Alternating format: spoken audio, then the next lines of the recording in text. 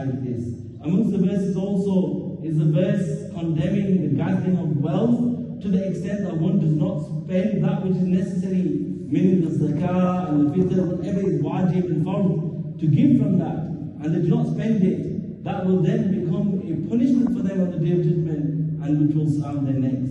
I know that many of our brothers and sisters concentrate upon the concept of zakah, especially in giving it in the month of Ramadan, but it is important to know the masail of zakah, and when zakah becomes necessary, when did the person become malikun nisab? Because it's not the case that everyone became malikun nisab in Ramadan alone. So those who are giving in Ramadan, it should be that they're giving in advance. And what date was it that they actually became malikun nisab? It should be understood. And one of the signs of the Day of Judgment is that zakah will be treated like tax. Yet how much is zakah of your wealth? If you had a chart of how much it is, it's so small. 2.5% of the wealth is zakah. And it's not increasing. It doesn't matter, oh, this government's come now and it's increased, or that one's come now and it's decreased. It's always that amount. And yet, there's people trying to find ways out and loopholes out of zakah, and people who are lazy in zakah, the people who will give in other matters happily. And for example, in sadaqat nafila, they give thousands in that way, and yet they neglect that which is fard upon them. This is one of the unfortunate circumstances. In the same way, amongst the verses is the description of the situation in the cave of Thawr and the hijrah of Sayyidina Rasulullah sallallahu alayhi wa sallam and Sayyidina Abu Bakr radiallahu anhu, and how Rasulullah sallallahu alayhi wa sallam gave solace to Sayyidina Abu Bakr and said, do not fear, indeed Allah is with us. And then the situation of the munafiqun and their plans and their plots against Islam and against Allah and Rasul sallallahu alayhi wa sallam. And then in amongst that is who is worthy of zakah. There's 8 types of people listed that are worthy of being given zakah. The time does not allow us to go into detail about that, and inshallah ta'ala, we can discuss that further next time or in another session. But the key thing is that who is worthy of zakah is mentioned within the Quran.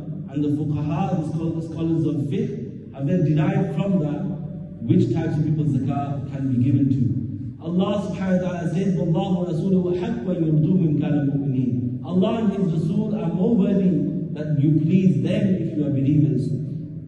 And amongst the verses is the situation of the hypocrites, that they would make fun out of those who spend in the way of Allah subhanahu wa ta'ala. If one gave a lot, they make fun out of him, that he is doing this to show off. And if one gave a small amount, they would say, oh, Allah is not in need of this small amount.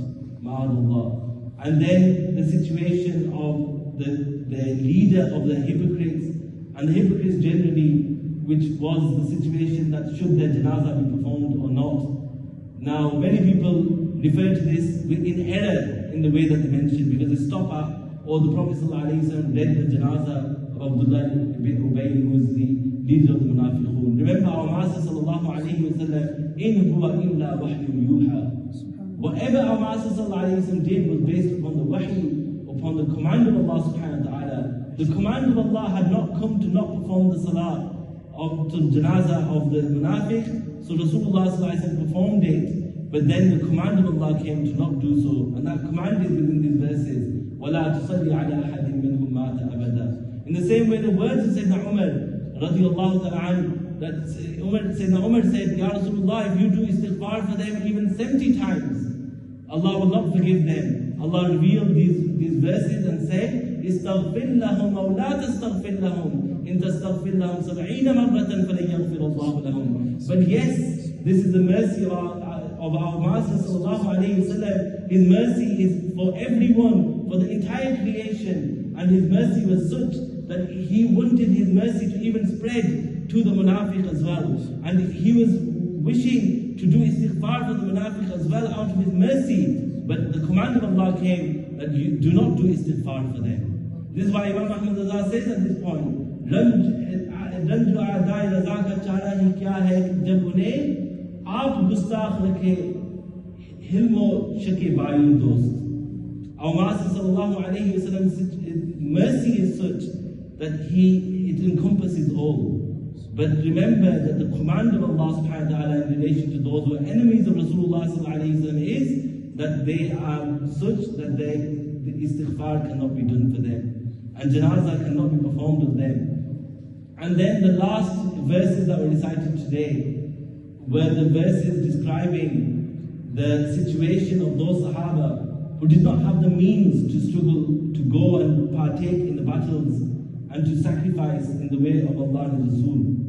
And Allah subhanahu wa ta'ala states that وَلَا عَلَى الَّذِينَ إِذَا مَا أَتَوْكَ لِتَحْمِلَهُمْ قُلْتَ لَا أَجِدُ مَا أَحْمِلُكُمْ عَلَيْهِ تَوَلَّوْا, they turn وَأَعْيُنُهُمْ تَفِيضُ مِنَ الدَّمِ, the eyes are filled with tears, حَزَنًا أَلَّا يَجِدُ مَا يُنْفِقُونَ, out of grief that they do not have that which they can spend in the way of Allah subhanahu wa ta'ala. So the Sahaba were such that they sacrificed what they had. And those who were not able to sacrifice, it wasn't that they were thinking, oh, we're safe now, they've done it. But they actually felt sad and they felt grief that we were not blessed with the opportunity. I've taken a bit longer today, partly because of the passion around these verses as well, and partly because it's Saturday. So if I do take a bit longer in today's session, I knew it wouldn't affect you as much. But Allah subhanahu wa ta'ala accept and forgive us. And Allah subhanahu wa ta'ala grant us all the nur of the Quran. اللهم صل على سيدنا ومولانا محمد وعلى آل سيدنا محمد صلاة تنجينا بها من جميع الأهوال والآفات وتقضي لنا بها جميع الحاجات وتطهرنا بها من جميع السيئات وترفعنا بها أعلى الدرجات وتبلغنا بها أقصى الغايات من جميع الخيرات من حياة بعد الممات إنك على كل شيء قدير. صلى الله على حبيبنا محمد وآله وصحبه.